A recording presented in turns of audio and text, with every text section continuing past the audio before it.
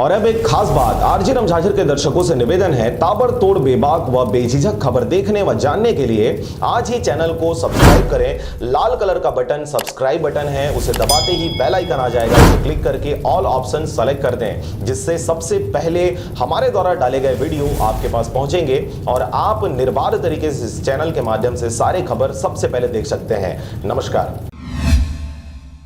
खबर है राजनांदगांव जिले के साल्हेवारा का, जहां पर साल्हेवारा से 11 किलोमीटर दूर पर बहराखंड के पास उसरवाही से लगा हुआ ग्राम भिंभोरी, थाना रेंगाखार, जिला कवर्धा में आज शाम आकाशीय बिजली गिरने से 27 गाय, बैल और बछड़ों की मौत हो गई। इस दौरान इन्हें चराने वाला चरवाहा भी बेहोश हो गया, जिसे अस्पताल ले जाया गया है। उल्लेखनीय है कि दिन भर तेज धूप रहने के बाद आज शाम को मौसम बना और हल्की हल्की बूंदाबांदी व बिजली की कड़क के साथ मूसलाधार बारिश शुरू हो गई। अंचल के कई इलाकों में मूसलाधार बारिश हुई तो कई जगह सिर्फ बूंदाबांदी ही हुई, लेकिन आसमान गरज व चमक रहे थे। अंततः एक बड़ी दुर्घटना गाज गिरने से हो गई। साल्हेवारा से पारसमणि भारती की रिपोर्ट, आरजे रमझाझर।